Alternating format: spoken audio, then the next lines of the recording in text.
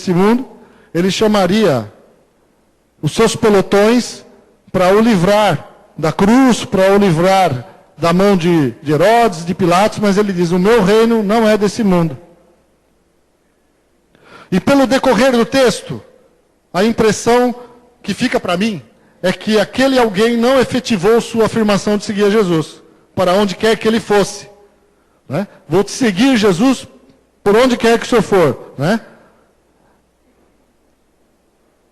Após a resposta de Jesus, você não vê nada aqui no texto dizendo, e aquele jovem passou a ser discípulo de Jesus. Talvez aquele alguém percebeu que para ele não era tão vantajoso seguir a Jesus. Não havia garantias de sucesso financeiro, mordomias ou algum destaque, pois Jesus mostrou que para ele que as aves do céu tinham mais conforto do que talvez ele estivesse procurando. Então Jesus deixa claro, olha, as raposas têm seus covis e as naves dos céus têm ninhos, mas eu não tenho nem aonde reclinar a cabeça. Né? O que você espera de mim se você for me seguir? Eu não tenho conforto para te oferecer. É isso que Jesus está dizendo para ele. Jesus está mostrando, olha, me seguir não é tão fácil como você imagina, como aparenta. Tem milagres, gente curada, cegos enxergando, os coxos levantando, mas não vai ter perseguição, vai ter luta, vai precisar de renúncia. No versículo 59 e 60, Jesus diz assim, aliás, o texto nos diz, a outro disse, agora Jesus está recrutando, segue-me. Ele, porém, respondeu, permite-me ir primeiro sepultar meu pai. Mas Jesus insistiu, deixa os mortos os sepultar os seus próprios mortos, tu, porém, vai e prega o reino de Deus. E eu me lembro que, principalmente nesse texto, quando eu li isso aqui a primeira vez, eu falei, mas coitado do rapaz, o pai dele morreu, ele quer enterrar o pai, por que ele não pode fazer isso? Por que Jesus não está deixando? Por que Jesus está sendo tão duro com ele, dessa forma?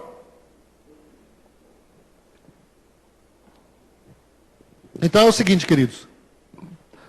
Há uns anos atrás eu fiz um estudo sobre as parábolas. Eu tenho até esse estudo, usei vários livros, fiz um resumo, eu tenho uma apostila. Foi muito bom aprender sobre as parábolas. E essa foi uma das que eu mais gostei. E esse diálogo aqui, diálogo é mais fácil de explicar. Primeiro, a ordem segue-me no grego é uma ordem para começar uma nova ação. Por isso a impressão que nos fica desse diálogo é que Jesus foi muito duro com aquele jovem que queria enterrar seu pai, pois aparentemente é justo o pedido desta pessoa. Só que naquela época, e até hoje no Oriente, quando alguém responde como aquele jovem, deixa que primeiro eu vá enterrar meu pai, ele não está dizendo que o pai dele morreu e que ele precisa enterrar o pai. Quando ele responde isso, e até hoje no Oriente se entende dessa forma, ele está dizendo assim, na verdade ele está querendo dizer, deixa primeiro meu pai morrer, e depois é que eu vou pensar em dar um outro rumo à minha vida. Então, Jesus, eu vou primeiro enterrar meu pai. Depois que eu enterrar meu pai, aí eu vou pensar o que eu vou fazer. E Jesus olha para ele e fala, olha, deixa que os mortos enterrem os mortos. Vem você e prega o reino. A tradição e a cultura no Oriente Médio manda que você cuide de seus pais até a morte. Até no Ocidente, você tem que cuidar dos seus pais. Mas lá isso é muito mais forte. Né? No Oriente, esses valores familiares, eles são muito mais fortes que os valores do Ocidente. E existe até uma história, aliás, isso é verdade, quando um jovem vai sair de um país do Oriente Médio, ele vai passar pela imigração. Né? Quando você está saindo é imigração, quando você está entrando é imigração. Então, quando ele passa pela imigração, o funcionário da imigração vê que ele é jovem e que ele está saindo do país e que, por um longo tempo, ele vai ficar fora do país. A pergunta desse homem para o jovem é, você não vai sepultar teu pai primeiro? Não é? Quer dizer, o pai não está morto, ninguém está no velório, não tem velório, ninguém morreu. Mas eles perguntam, você não vai sepultar? E isso se fala até hoje, até 2000 anos depois. E infelizmente, muitos dão respostas como estas no Ocidente. não observando os perigos de se adiar o compromisso de seguir a Jesus. Pessoas dão respostas dessa forma, né? E o Senhor tem promessas para nós, para aqueles que querem segui-lo. Eu me lembro que uma vez eu viajei para o Piauí, em 1990. 2 pastores da nossa igreja foram para o Piauí, no sul do Piauí, onde nós temos igreja, e foram fazer visitas às igrejas locais, e naquela época eu estava desempregado, e eu fui com eles precisavam de um motorista. Né? E naquela época, inclusive, existia uma determinada... Eles brincavam com uma história dizendo que todo mundo que fosse para o Piauí virava pastor. E eu dizia para eles, naquele tempo, eu nunca vou ser pastor. Né? Aí uma vez eu falei isso para um pastor, o pastor Marcos, ele ia muito para ali, ele olhou para mim, quando eu falei assim, eu nunca vou ser pastor, ele olhou para mim e falou, tu disseste. Mas eu não sei se Deus vai levar em consideração. Né? Então, e depois de 5 anos eu estava sendo ordenado pastor da igreja. Então eles falam que eu peguei o bichinho lá, a bênção do Piauí, né? E glória a Deus por isso. Mas fui para lá com eles. E quando eu cheguei, quando nós passamos em Barreiras, Barreiras é uma cidade na Bahia, e ela é no sul da Bahia, né? Aliás, no sul não, no interior da Bahia. Ela fica perto do sul do Piauí. Fica a 400 quilômetros da cidade onde nós iríamos, Curimatá. Naquele tempo a estrada era horrível. 400 quilômetros nós fizemos entre 10 e 12 horas, só para vocês terem uma ideia. Era muito buraco e só terra. Ela tinha um pedacinho de asfalto, uns 20 quilômetros até a divisa. Quando você entrava no Piauí, era só terra até chegar lá. E terra vermelha, né? Uma terra que sujava muito. E quando nós estávamos lá em Barreiras, o pastor Marcos me contou uma história das viagens deles para Barreiras. Quando ele foi lá, Barreiras, dessa cidade, ela foi invadida pelos gaúchos. E os gaúchos lá têm as plantações de... Esqueci agora. De soja. Eles plantaram muita soja lá. E nessa cidade de Barreiras tinha churrascaria, tinha distribuidora de bebidas, tinha tudo aquilo que normalmente não teria naquela região, mas por causa do progresso e por causa da quantidade de gaúchos que moravam ali, então até churrascaria já existia nessa cidade da Bahia. E numa dessas viagens, o pastor Marcos disse que parou numa churrascaria, ou num restaurante, e tinha um gaúcho lá, e ele fez amizade com ele, com esse dono do restaurante, e ele era um bom evangelista, ele falou de Jesus para esse homem, na conversa que eles tiveram, e ele ficou sabendo que ele era pastor, e ele falou, na conversa ele disse assim, olha, essa história de crente, de igreja, eu vou pensar quando eu estiver velho. Eu ainda tenho muito que viver. E o pastor Marcos terminou a conversa, foi embora, foi para Curimatá. Depois de uns 15 dias visitando as igrejas ali, 14, 15 dias, ele voltou, passou por Curimatá, foi no mesmo restaurante, foi atendido pelos funcionários, e ele perguntou, escuta, e o seu patrão, cadê ele? Aí ele falou, olha, o senhor não está sabendo o que aconteceu? Não. Não, ele foi numa das fazendas dele, ele brigou com um funcionário, o cara pegou o facão e matou ele. Ele morreu. Aquele homem foi embora. Então nós não sabemos o dia de amanhã. Amém? Não sabemos o que vai acontecer amanhã. Só Deus sabe. Então nós não podemos ficar adiando o nosso compromisso de seguir a Cristo, de acertarmos nossa vida, de andarmos com Jesus. Amém, queridos? Isso é uma coisa para se pensar. Eu falo isso muito em velório, né? Nos velórios que a gente participa e que nós temos que levar uma palavra de consolo para quem está ali, eu falo, olha, a palavra de Deus fala lá no livro de Eclesiastes, capítulo 7, um texto de Salomão, ele diz assim, que há mais sabedoria na casa onde há luto do que na casa onde é festa. Por quê? Na casa onde há luto é onde as pessoas param para refletir sobre o fim dos tempos, sobre o final da sua vida, e no momento em que todos vão chegar um dia, né? Todos vão passar. E que nós devemos ser sábios E quando você não está na condição de estar no caixão e você está do lado de fora vendo, você pode raciocinar e pensar, o que eu tenho feito com a minha vida? Como têm sido os meus passos? O que eu tenho decidido da minha vida? Qual é a porcentagem da presença de Deus na minha vida, nas minhas decisões? Amém? Devemos pensar seriamente nisso. Amém, queridos? Continuando. Marcos 10, 28 a 30, quando Pedro pergunta para Jesus, né? Jesus, nós deixamos tudo, o que nós vamos ganhar com isso? Jesus diz assim, todo aquele que deixa tudo para me seguir, vai receber nesta vida e na vida vindoura, 100 vezes mais, o cêntuplo, entre casas, pais, mães, irmãos, amigos, tudo isso com perseguição. Com perseguição. É o que Jesus está nos dizendo.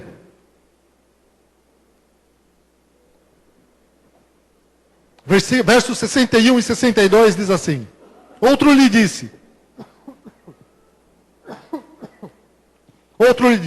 seguir-te-ei, Senhor, mas deixa primeiro despedir-me dos de casa.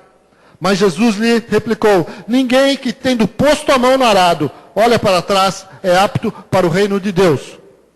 Aqui, eu não entendia, achando de novo que Jesus estava sendo duro, porque é justo você falar, Jesus, dá um tempinho, eu vou até em casa, me despedir dos meus pais e volto para cá. E Jesus já dá uma resposta dura e diz, olha, e uma resposta que aparentemente a gente não entende, mas os seus ouvintes, os contemporâneos da sua época, e que trabalhavam com arado, trabalhavam com agricultura, né? Eles entendiam muito bem o que Jesus estava dizendo. A frase, mas deixa-me primeiro despedir-me dos de casa, não é simplesmente chegar em casa, dar um beijo e ir embora. Na tradição deles, aquele jovem estava indo pedir permissão para seus pais para seguir a Cristo. Então, eu estou indo lá, Jesus, eu vou primeiro pedir permissão para o meu pai. Um historiador escreve, o jovem nesta cena cultural está falando claramente, vou te seguir, Senhor, mas é claro que a autoridade de meu pai é maior do que a tua, e eu preciso ter a permissão dele antes de me aventurar pelo mundo contigo. E Jesus responde, ninguém que tendo posto a mão no arado, olha para trás, é apto para o reino de Deus. Agora, para a gente entender um pouco sobre esse arado, há um escritor chamado Jeremias, dos tempos antigos e do Oriente Médio, um cristão que explica o seguinte, o arado palestino, muito leve, é guiado com uma só mão. Então, ele segura com a mão esquerda. Esta mão, geralmente, é a esquerda. Ele precisa, ao mesmo tempo, conservar o arado na posição vertical. Então, desse jeito, com a ponta enfiada na terra. Regular a sua profundidade mediante pressão. E levantá-lo por sob pedras e rochas que estejam no seu caminho. Então, ele está indo com o arado, quando aparece uma pedra, pula, para não quebrar o arado. Rochas. Então, é um serviço que exige muita atenção. O arador usa a outra mão para guiar o boi teimoso, com um aguilhão. Né? O aguilhão é um instrumento com uma ponta, que nem um cabo de vassoura, certo? Com uma ponta de ferro, né? Para espetar o boi, tadinho. Mas aquilo ele usa para colocar ele no caminho e para ele ir andando. Para ele poder não abrir o sulco na terra. Então ele usa a outra mão para guiar o boi teimoso com um aguilhão com cerca de 1 metro de comprimento, provido de uma ponta de ferro. Ao mesmo tempo ele precisa ficar olhando continuamente entre as pernas traseiras do animal, para não perder a atenção. Para não perder o sulco de vista. Esta forma primitiva de arado requer destreza, atenção e concentração. Se o arador olhar para os lados, um novo sulco é aberto fora da linha. Desta forma, quem quiser seguir a Jesus precisa estar resolvido a quebrar todos os laços com o passado e fixar os olhos apenas no reino vindouro de Deus. Tem que olhar para frente. Amém? Por isso que lá em Hebreus diz que nós temos que olhar para Jesus, autor e consumador da nossa fé. Ele está comparando a vida do cristão, aquele que começa a caminhar com Cristo como alguém que põe a mão no arado, e o serviço do orador é olhar o tempo todo para frente e não perder a atenção. E não olhar para trás, de forma nenhuma. Porque senão ele estraga o trabalho. Né? E explicar todos esses detalhes sobre o trabalho do arado, para arar a terra, é complicado. Eu tenho tudo isso escrito. Mas só resumindo, é certo que todo esse trabalho de arar tem várias etapas. Tem que arar de forma correta, para que as sementes sejam plantadas. Porque depois que arou, fez o sulco, as sementes vão ser plantadas ali, a terra vai ser coberta, e aqueles sulcos bem feitos ajudam na drenagem, para que todo o plantio seja regado, para que a água chegue para cada uma daquelas sementes. E ele não perca nada do que ele fez. E todo o seu trabalho seja produtivo, não seja perdido. Amém? Então, cobertas e depois a drenagem bem feita pelo bom arador vai evitar que parte da colheita se perca. Assim, um arador distraído, comparando com o cristão, por lealdades divididas entre seguir a Cristo e servir o mundo e fazer a vontade da sua carne, ele não será capaz de manter essa harmonia. Ele não será apenas improdutivo, mas destruidor no contexto do seu trabalho.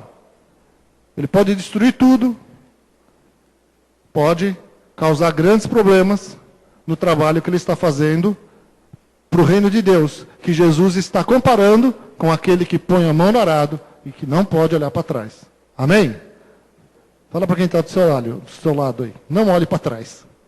Não olhe para trás. Então, agora você só fala para quem está do lado e na frente, assim. Né? Você não fala para quem está atrás, que não é para olhar para trás. Não olhe para trás. E o que Jesus está querendo dizer para nós?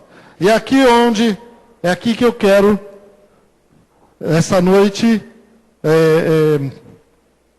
é o título da minha palavra, inclusive. Não olhe para trás. Essa introdução, ela é quase a metade da pregação. Pode ficar tranquilo, viu? Não precisa sair correndo. Eu tenho um pouco mais para falar com vocês. A partir do momento que entregamos nossa vida a Cristo e começamos nossa caminhada com Ele, somos exortados a não olhar para trás. Esta exortação de Jesus de não olhar para trás está relacionado com o nosso passado e com a vida pecaminosa que nós tínhamos antes da nossa conversão. Vamos ver o que diz Efésios 2, de 1 a 7. Abra sua Bíblia lá.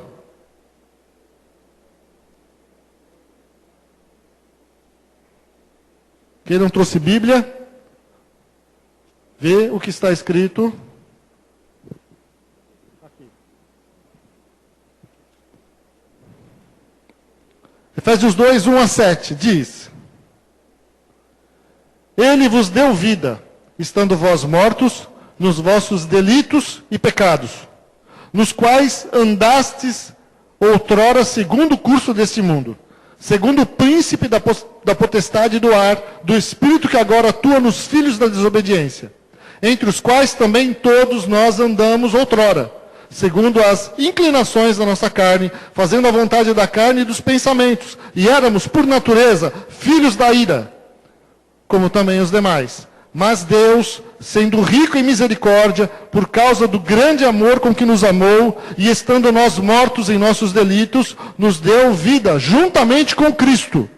Pela graça sois salvos. E, juntamente com Ele, nos ressuscitou e nos fez assentar nos lugares celestiais em Cristo Jesus, para mostrar nos séculos vindouros a suprema riqueza da sua graça em bondade para conosco em Cristo Jesus. Amém? Então, um dia nós entregamos nossa vida para Jesus. Um dia, talvez, Você vai entregar sua vida para Jesus. E nós mudamos de vida. Amém? Conheço grandes testemunhos aqui, de alguns irmãos, de grande transformação e mudança de vida. Há um pastor na Igreja Cristã da Família que ele era assaltante, ele era ladrão. E ele se converteu. E um dia eu ouvi o testemunho dele, eu não vou dizer quem é, vou deixar que ele conte o dia que ele quiser, mas ele chegou a estar preso. E Deus operou uma grande mudança de vida nele. E um dia eu vi ele pregar, e eu fiquei muito, assim, impactado por ver a grande transformação que Deus fez na sua mente, no seu coração. E como Deus o usa quando ele ministra a palavra de Deus. Um homem transformado. Amém? Coisa de Deus. E essa situação de não olhar para trás, este era um grande problema do povo de Israel, quando saiu do Egito. Esse assunto hoje está bom de se falar, porque tem filme, os 10 mandamentos no cinema, tem novela, os 10 mandamentos. Eu não assisto, não sei como é que é. Mas você começa se você não lê a Bíblia, você acaba se familiarizando com muitas coisas. E vendo a vida do povo de Deus. Como era, escravizados, passando aperto, tendo seus filhos mortos. Havia uma ordem do faraó, quando o povo começou a crescer, que todos os meninos, quando as mulheres dessem à luz, todos os meninos deveriam morrer. Então imagine o tamanho da pressão e aflição que aquele povo vivia, com medo. Porque os egípcios não queriam que aquele povo crescesse. Não queriam que aquele povo ficasse mais forte. Porque eles tinham até medo deles se revoltarem e atacarem eles. Ou se unirem com seus inimigos, com os inimigos do Egito, para aproveitarem e atacarem os egípcios. Então, eles viviam debaixo de jugo e debaixo de opressão. Certo? E quando Deus operou a libertação deles de forma maravilhosa, com todos os milagres que Deus operou através da vida de Moisés, e aquele povo saiu do Egito, toda vez que aparecia alguma dificuldade, alguma prova, eles automaticamente começavam a lembrar do passado. Toda vez que surgia uma dificuldade, o passado vinha à tona. Eles olhavam para trás. Qualquer situação, estavam com sede, reclamavam de Deus, reclamavam de Moisés. Estavam com fome, reclamavam de Deus, reclamavam de Moisés. Tudo os fazia reclamar e lembrar do passado. Como era bom o Egito.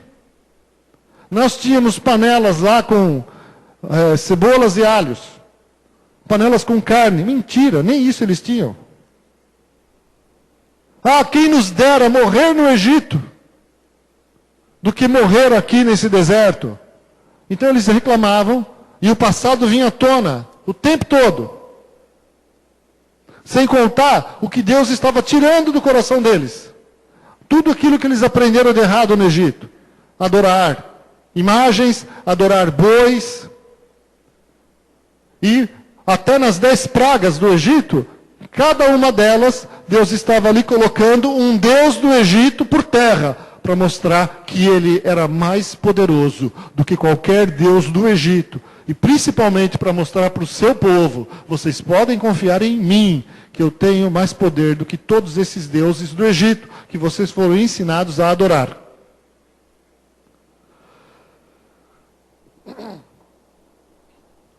Êxodo 16, 2 e 3 diz: E toda a congregação dos filhos de Israel murmurou contra Moisés e contra Arão no deserto. E os filhos de Israel disseram-lhes: Quem dera que nós morrêssemos por mão do Senhor na terra do Egito, quando estávamos sentados junto às panelas de carne, quando comíamos pão até fartar. Por que nos tendes tirado para esse deserto, para matardes de fome a toda essa multidão?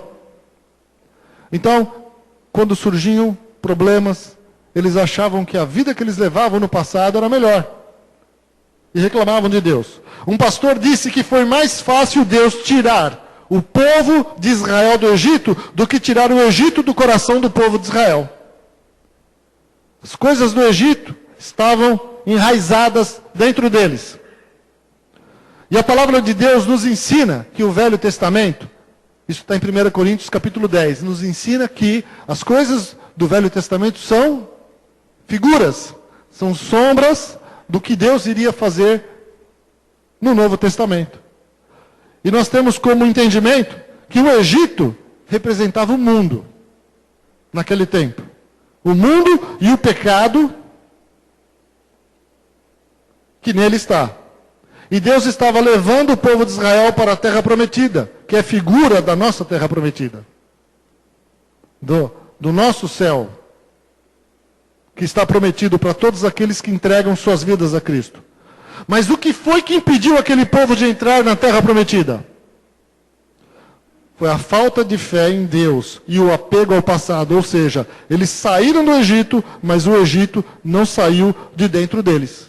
O Egito permanecia dentro deles. Então, amados, eu fico pensando muitas vezes, fazendo essa comparação com o olhar para o passado e ver que muitas vezes, comparando o Egito que não saía, ou seja, o mundo que não saía do coração do povo egípcio, e que isso é figura para nós, e muitas vezes o mundo estar arraigado nos nossos corações, eu fico pensando no evangelho que as pessoas estão escutando nos dias de hoje. Que tipo de evangelho que elas estão ouvindo? Talvez um evangelho com alguma vantajoso, como aquele jovem que no início da conversa, eu digo jovem, mas a palavra de Deus diz que alguém diz e fala para Jesus: Senhor Jesus, eu quero te seguir, e vou te seguir para onde o Senhor for. E Jesus responde para ele: olha, as raposas têm covis e as aves do céu têm ninhos, mas o Filho do Homem não tem onde reclinar a cabeça. Eu fico pensando nisso. Às vezes você liga para alguém, eu estava anotando isso aqui, às vezes as pessoas deixam de buscar a Deus, ou deixam de servir ao Senhor, ou deixam de ter comunhão, e você vai atrás delas. E você liga para elas às vezes e pergunta: olha, está tudo bem? O que aconteceu com você? E às vezes a resposta é assim: não, pastor, fica tranquilo, qualquer dia eu passo na igreja. Talvez na cabeça dela, vou passar aí para você ficar feliz quando você me vê, né? E só. Mas elas não estão muito preocupadas com o fato de não estarem mais seguindo a Cristo, não seguindo simplesmente um pastor ou algum irmão, mas o fato de não mais seguirem a Cristo. Um pastor disse, um cara se converteu e falou: eu antes, eu fumava muito e tossia muito, mas graças a Deus, agora eu não tosso mais. Acabou a tosse, mas o cigarro continua. Não há mudança de vida. Eu penso que os dias de hoje são piores que os dias do Egito. Porque hoje tem gente se dizendo convertida e continua vivendo no mundo. Na balada, no álcool, no cigarro e às vezes até nas drogas. Né? Eu vou fumar um baseado para ver se eu sinto mais a presença de Deus. Se eu sinto o Espírito Santo. Às vezes sem noção do que é estar andando com Cristo. Mais de uma vez eu já ouvi histórias de ladrões que antes de praticarem os assaltos, eles oravam e pediam a Deus para abençoarem o trabalho deles. Olha, Deus, aqui, dão as mãos. Senhor, abençoa o nosso trabalho, que não morra ninguém, que a gente tenha sucesso aqui nesse assalto. Você já ouviu isso? Eu já ouvi isso mais de uma vez. Tem gente fazendo assim. E tem ladrão que se converteu e já disse que fazia isso. O cara não mudou, não se converteu. Mas ele acha que se converteu a Jesus. Ele acha que está seguindo a Deus. Eu vou explicar já para vocês o que é conversão. Né? Eu entrei hoje na internet só para pegar uma notícia que uma vez eu ouvi e guardei comigo. E realmente ela existe, está aqui. É sobre a Britney Spears. Entre as exigências para sua próxima turnê, Britney Spears pediu uma sala de orações perto do seu camarim. Segundo o site Caleb 9, o show da cantora estreia em março na Inglaterra, e Britney já mandou dizer que não canta se não tiver um lugar próprio para rezar antes de entrar no palco. Britney Spears. Aí você fala, puxa, ela se converteu? Não, ela não se converteu. Ela faz apologia ao lesbianismo. Ela não se converteu. Né? E outras coisas piores. E com certeza ela não é exemplo de uma vida convertida para Jesus. Ela não é exemplo para as nossas filhas, amém? Não é exemplo. Né? Mas, nos dias de hoje, essas pessoas acham que se converteram. Uma dessas situações, tudo isso que acontece, eu me lembro um pouco de história, eu gosto de história. Mas eu me lembro que o início da igreja, como é que era o início da igreja? Os primeiros 300 anos da igreja, morreram milhões de cristãos. E quanto mais eles morriam, mais a igreja crescia. Os cristãos, em todos os quase primeiros 300 anos da igreja, eles eram mortos, perseguidos, porque eles se recusavam a adorar qualquer ídolo, qualquer imagem, a adorar qualquer imperador, porque os romanos exigiam adoração, os imperadores romanos exigiam que se fizesse sacrifício para eles, oferecessem comidas, como hoje, em algumas seitas, se oferece comida.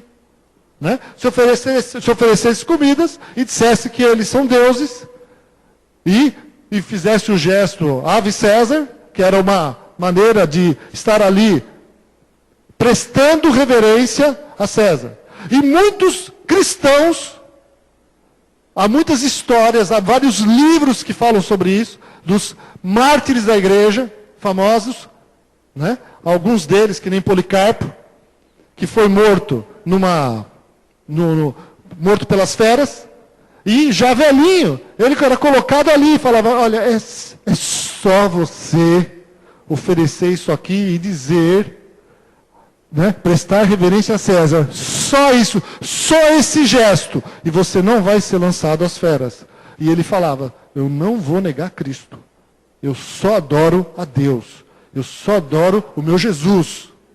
E eles morriam.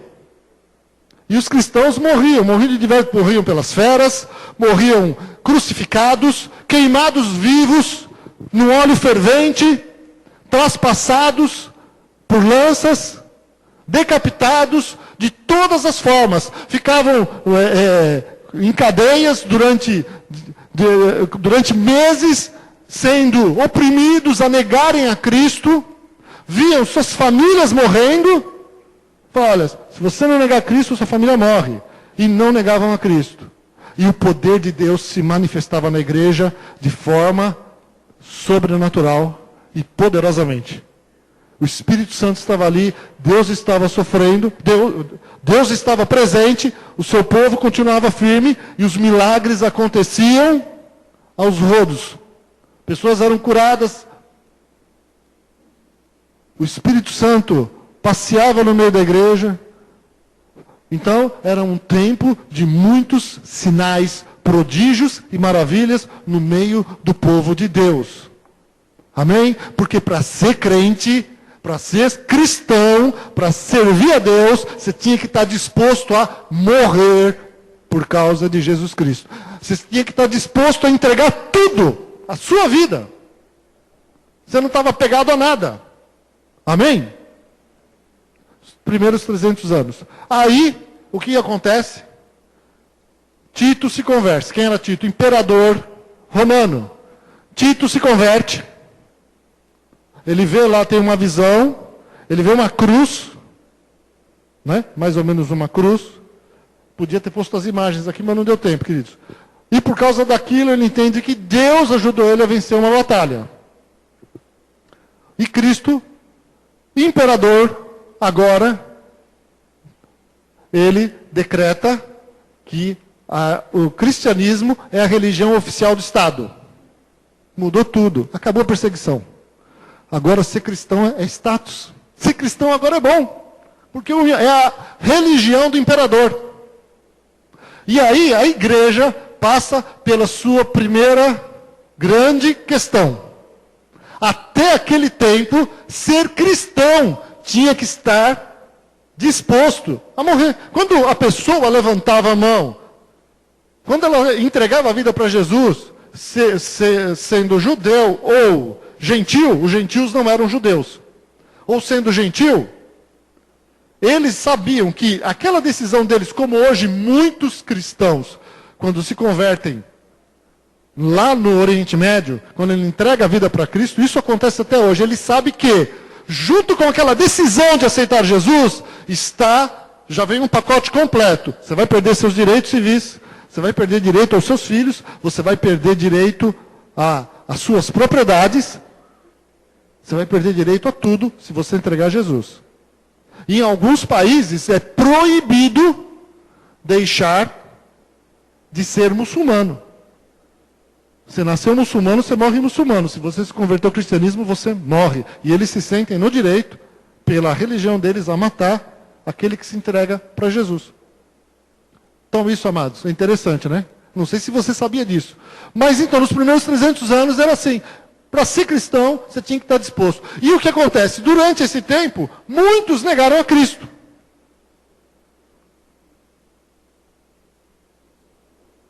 Muitos.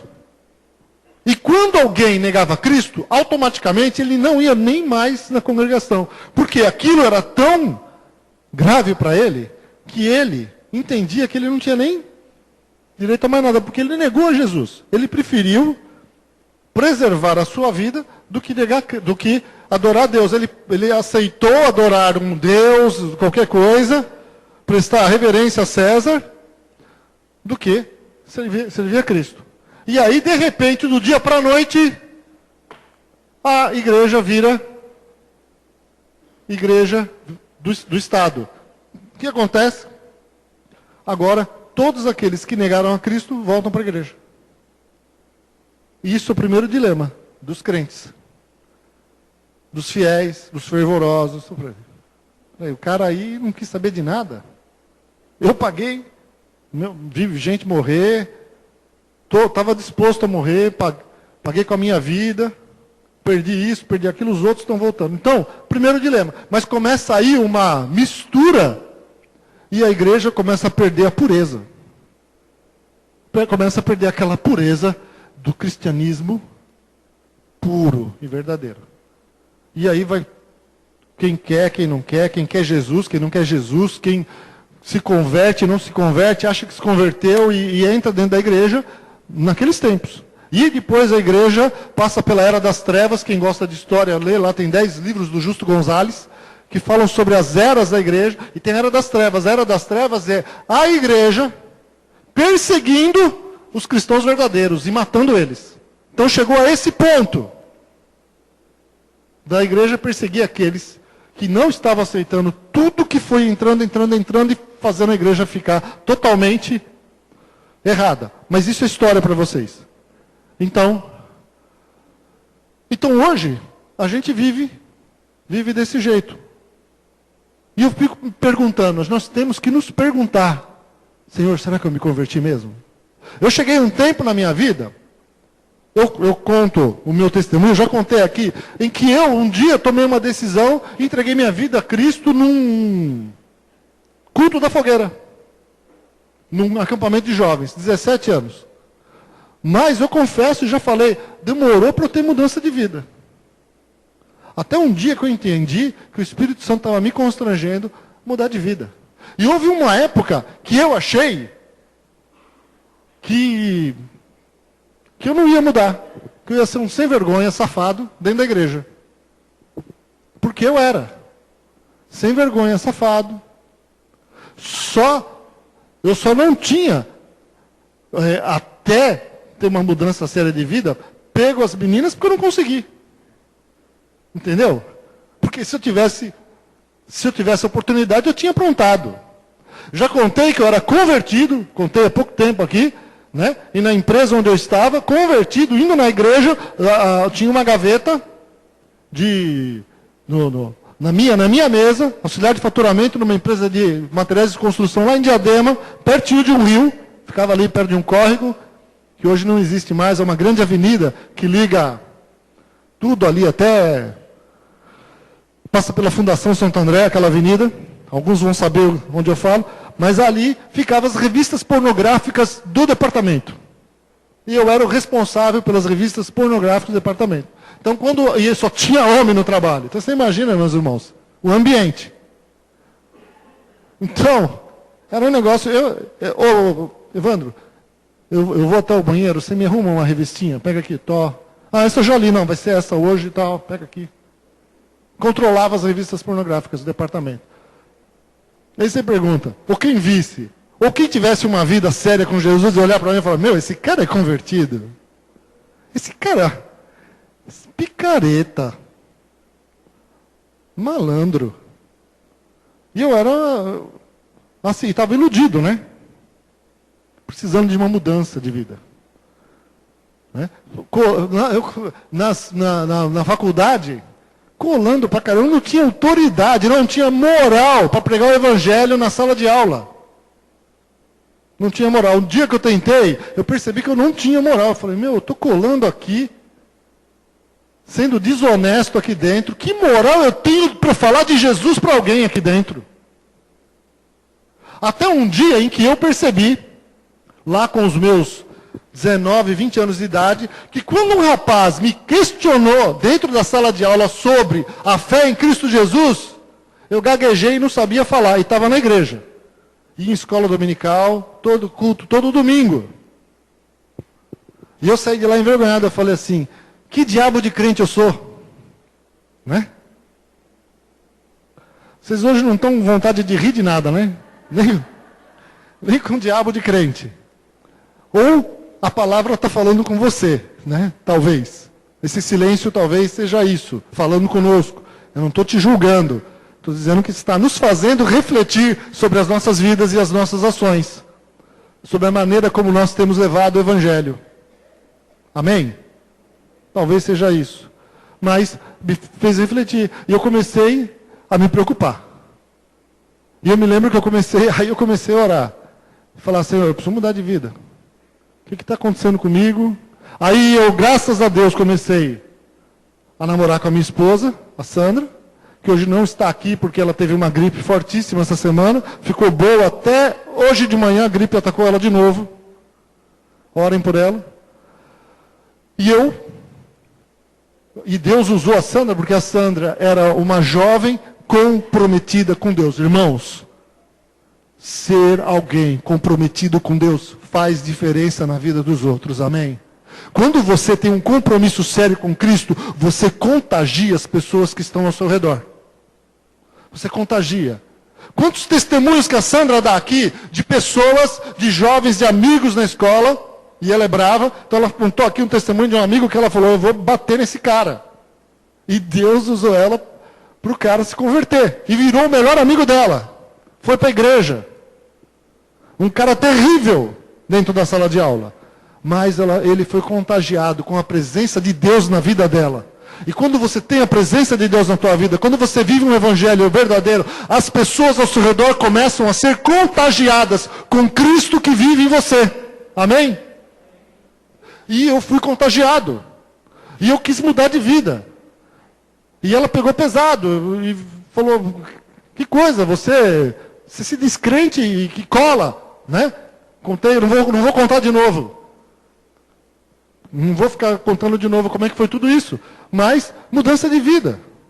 Eu fui começar a namorar com a Sandra, eu contei meus podres para ela. Eu sou assim, assim, assim. Ela regalou os olhos. E pensou assim, onde eu estou amarrando o meu burrinho? É isso aí. Né? Vou namorar com esse cara. Mas Deus é bom. Misericordioso, teve misericórdia de mim, e ela acreditou na mudança que Deus podia fazer na minha vida, amém? E hoje eu que ensino muita coisa para minha esposa, graças a Deus. Então é bênção de Deus, E eu comecei a buscar mudança. E Deus me colocou um homem na minha vida, de Deus, começou a pregar para mim e me mostrar, olha, meu amigo, que eu comecei a ver o exemplo dele, eu falei, preciso mudar de vida. Foi no tempo que eu achava assim, não tem mais jeito para mim, eu sou muito sem vergonha, na igreja, sem vergonha desse jeito. Eu me lembro de dias em que eu, sozinho em casa, comecei a pedir para Deus misericórdia e agradecer a Deus pelo perdão dele na minha vida. Eu tive um dia, um momento na minha vida que eu senti tanta presença de Deus e o perdão dele, quando eu comecei, eu já estava casado. Eu senti tanto perdão de Deus na minha vida, que eu agradeci a Deus. Senhor, obrigado, porque eu sinto o teu perdão na minha vida. Eu sinto a tua misericórdia na minha vida. Deus estava fazendo uma transformação. Amém? Então, amados, isso é conversão. Né? O que essas pessoas que eu citei aqui, o bandido que ora para fazer assalto, o cara que se converte e continua na balada, postando foto, e no dia seguinte está ministrando na igreja, não sabe o que é conversão de vida, mudança de vida. Né? A Britney Spears não é mudança de vida. Né? Não teve uma mudança. Por quê?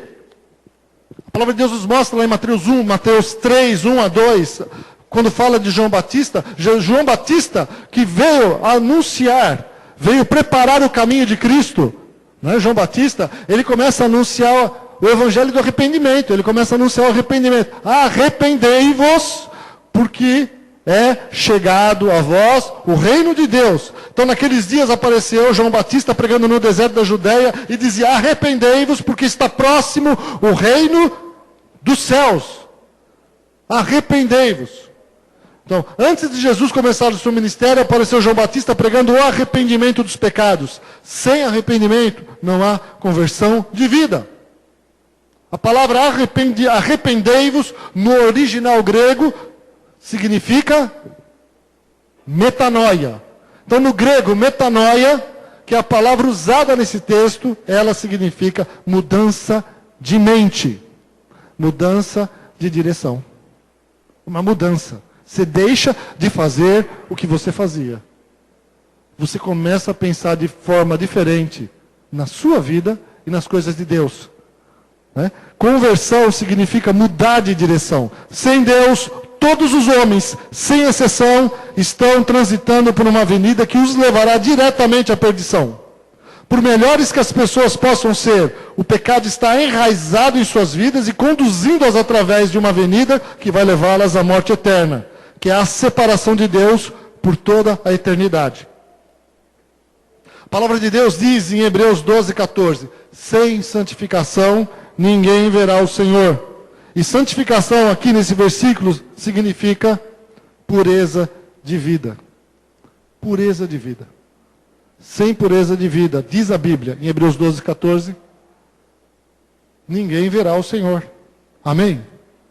Então por isso que eu digo, Jesus nunca disse para nós, é fácil ser meu discípulo.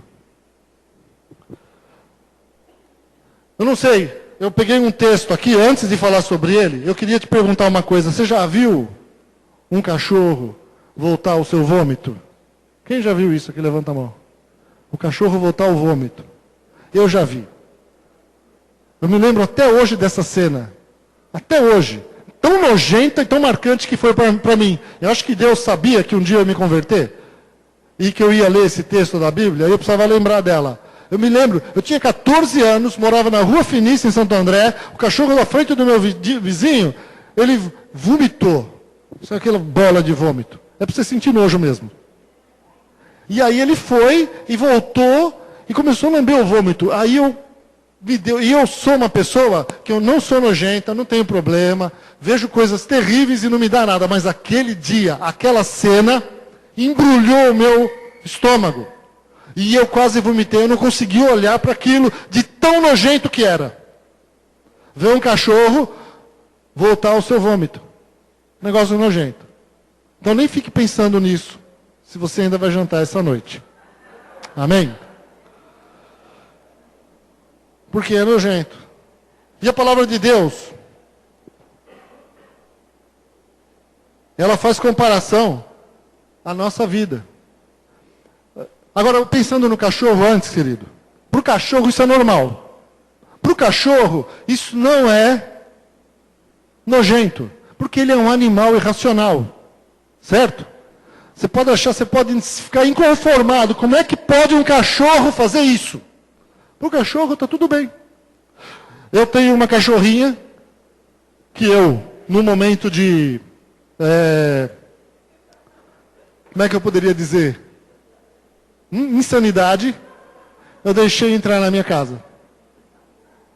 Foi mais ou menos um dia de insanidade, suficiente para que eu comprasse e desse para minha filha. Agora já foi. Agora a cachorrinha não tem culpa, ela entrou em casa.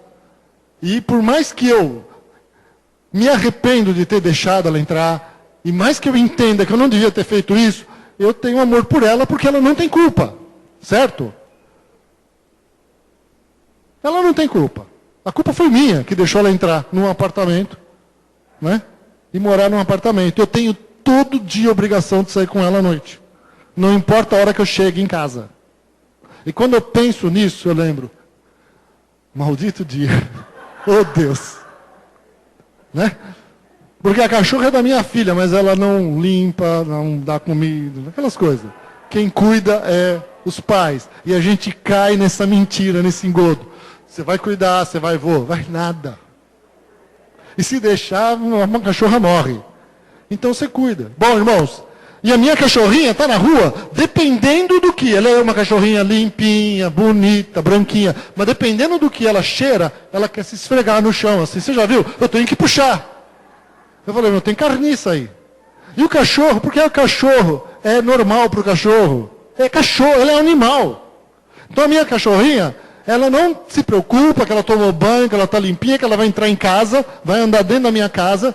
Ela não se preocupa com o que ela vai lamber, cheirar e aonde ela vai se esfregar. Mas eu tenho que ser rápido e tirar. Porque ela é um animal.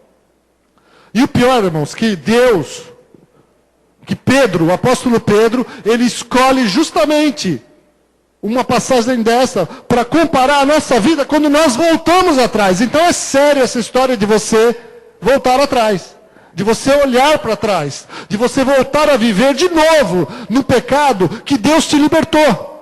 Você que se converteu, entregou sua vida para Jesus, Ele te libertou do pecado, da prostituição, você era um mulherengo safado, traía sua mulher, Deus te libertou disso, totalmente, e você volta de novo a fazer essas coisas. A palavra de Deus nos diz lá em 2 Pedro 2, 20 a 22, portanto, aqueles que chegaram a conhecer... Não, só dei esse exemplo, mas não dei todos. Tem muitos outros exemplos que eu poderia dar. Portanto, aqueles que chegaram a conhecer o nosso Senhor e Salvador Jesus Cristo e que escaparam das imoralidades do mundo, mas depois foram agarrados e dominados por elas, ficam no fim em pior situação do que no começo. Pois teria sido muito melhor que eles nunca tivessem conhecido o caminho certo do que, depois de o conhecerem, voltarem atrás e se afastarem do mandamento sagrado que receberam. O que aconteceu a essas pessoas prova que são verdadeiros estes ditados. O cachorro volta ao seu próprio vômito e a porca lavada volta a rolar na lama. É o que a palavra de Deus nos diz em 2 Pedro 2, 20 a 22. É sério. É sério. Você, depois de ser libertado por Jesus, voltar de novo para as mesmas ações de pecados que um dia Ele te libertou. É você estar colocando Jesus de novo na cruz. Porque Ele já morreu por você uma vez. E você está crucificando Ele outra vez. Amém? Eu queria terminar aqui, fica de pé.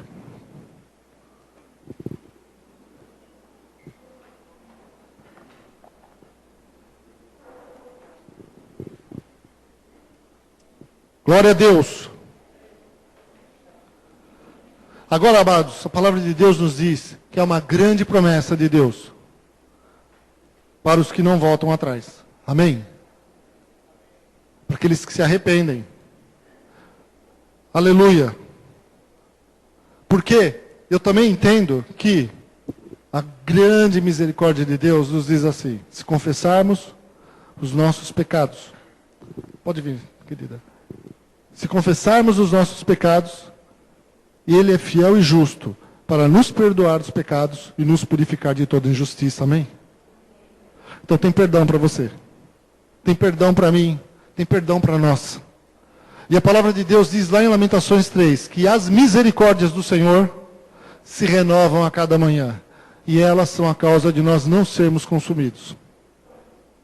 Então, amados, eu louvo a Deus, porque todo dia,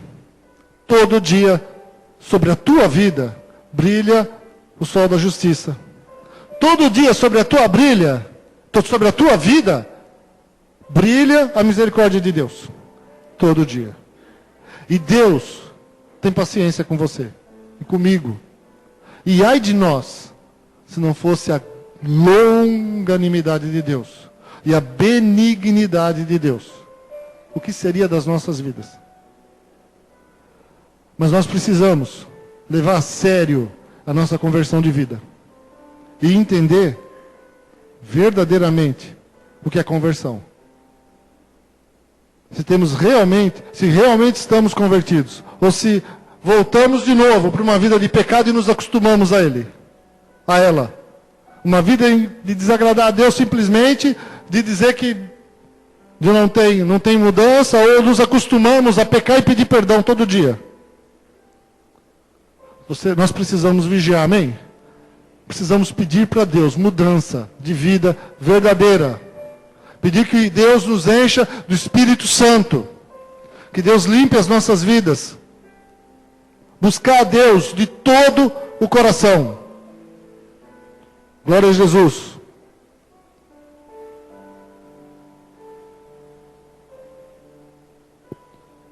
Seguir a Cristo nunca foi fácil e nunca será. E é isto que ele nos diz no texto que eu usei para falar sobre não olhar para trás. Mas eu quero dizer para você, amado, que você não pode andar sozinho. Você não pode andar sozinho. Se você enfrenta lutas na sua carne, você precisa pedir ajuda. Você precisa abrir o seu coração. Você precisa tomar uma atitude na sua vida e começar a se santificar. Porque a palavra de Deus diz que sem santificação ninguém verá o Senhor. Então eu digo para vocês que a misericórdia de Deus é grande, mas viver no pecado e não mudar de vida, literalmente, é brincar com as coisas de Deus. É brincar com o perigo. É você colocar em risco muita coisa.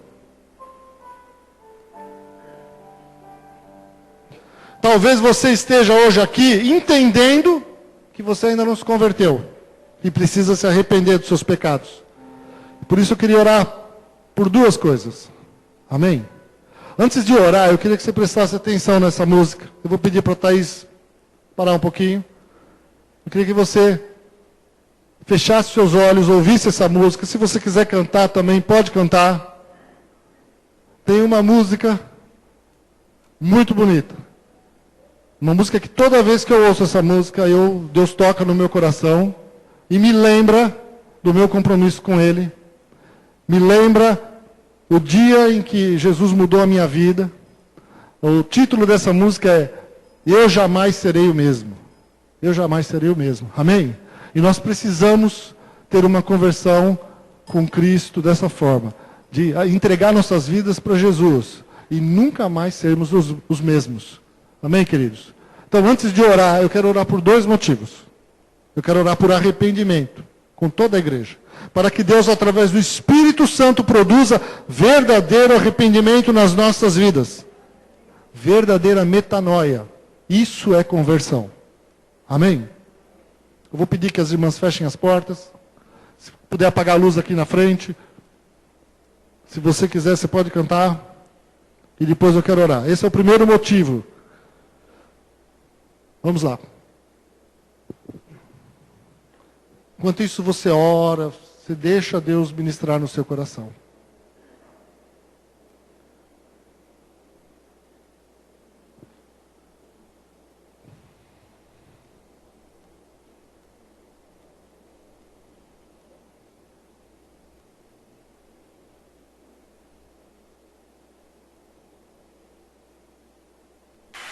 Vamos nos contigo nunca mais estamos os mesmos, porque o teu nome transforma as nossas vidas.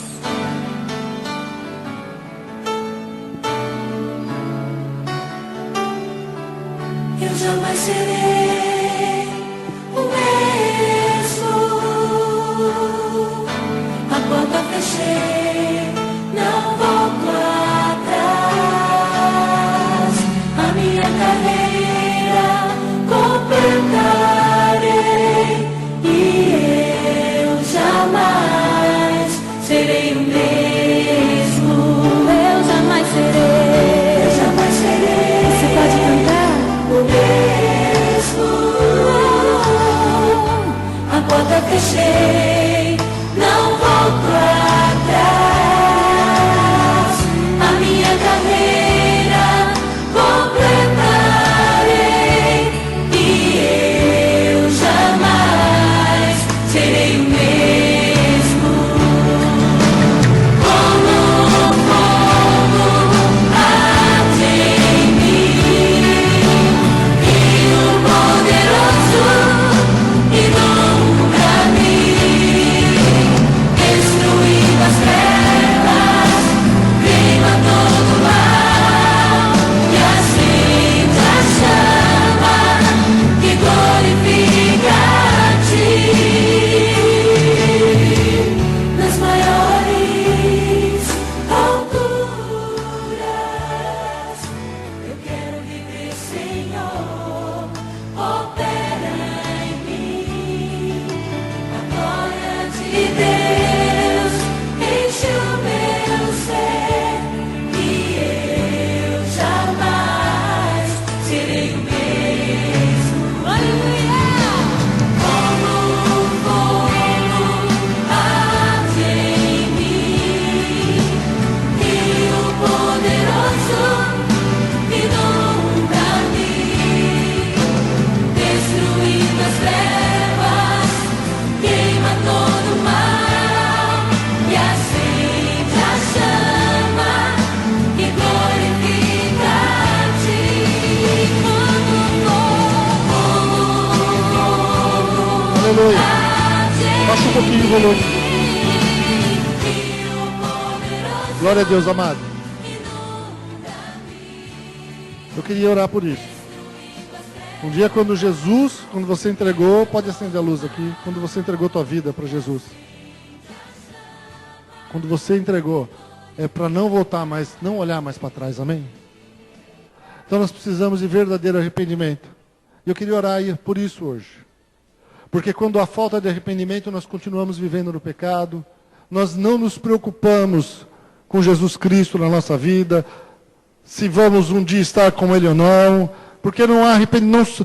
Eu quero orar para que você esteja sensível ao Espírito Santo na tua vida. Porque um dia eu perdi essa sensibilidade. Porque um dia eu estava vivendo já dentro da igreja e desagradando a Ele totalmente. E eu tive que buscar Deus, tive que pedir misericórdia para Deus. Eu fui fazer meus jejuns para que eu pudesse sentir a presença de Deus de novo e sentir arrependimento. Senhor, eu falo, Deus, eu quero sentir os meus pecados novamente. Eu quero sentir que eu estou te desagradando, que eu estou entristecendo o Espírito Santo na minha vida. E para isso nós precisamos pedir, meu irmão. Amém? Nós precisamos pedir para Deus, Senhor, me ajuda a me arrepender, a sentir as minhas misérias, porque eu não quero estar separado de Cristo, eu não quero estar separado de Deus na eternidade.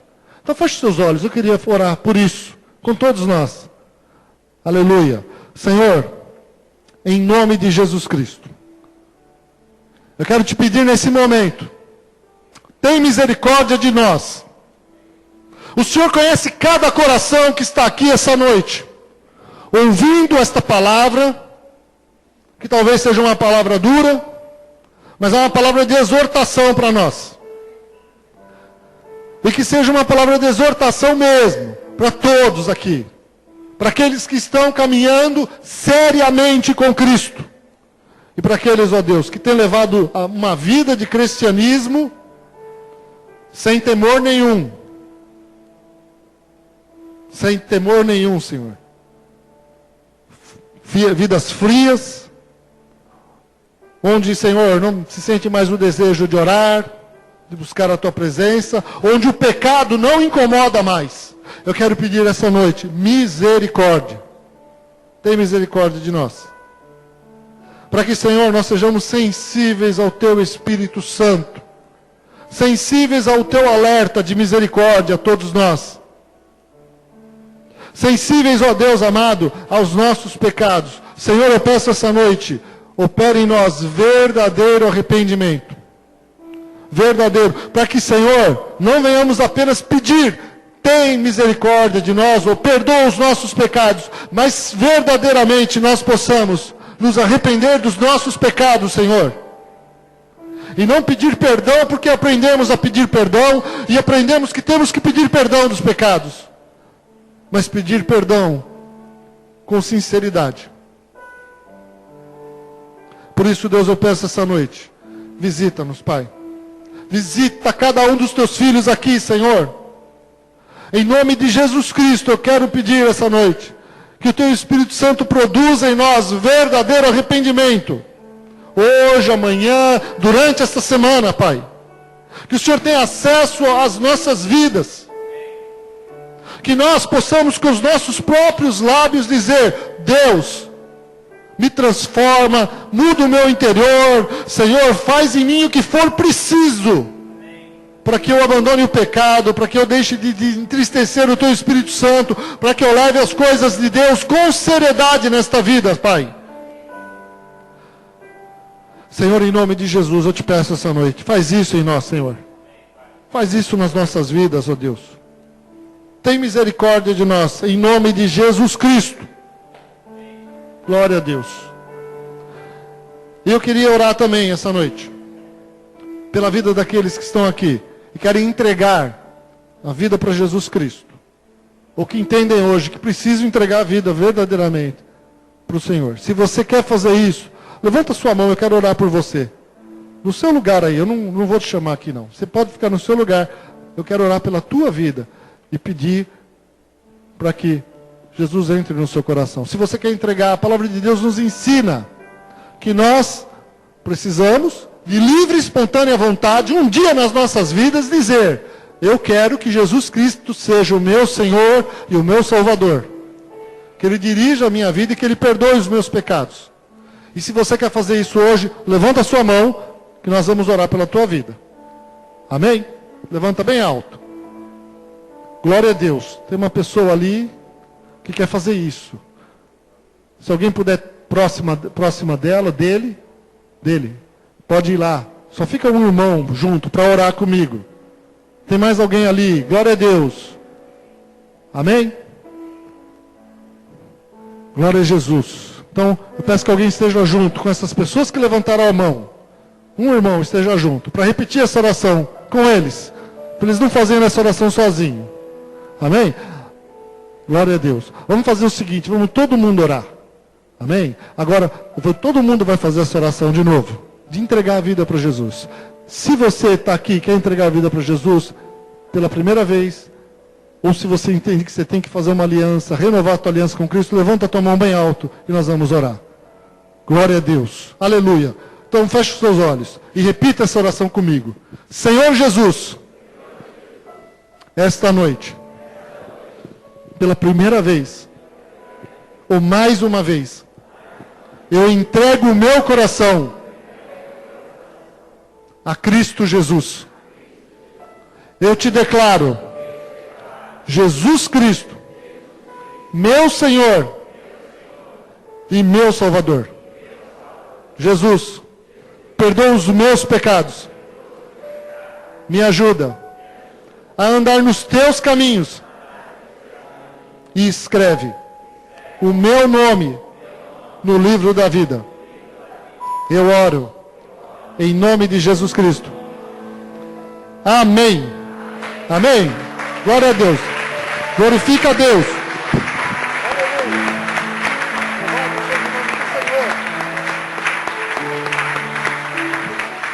Amém. Deus é. Nós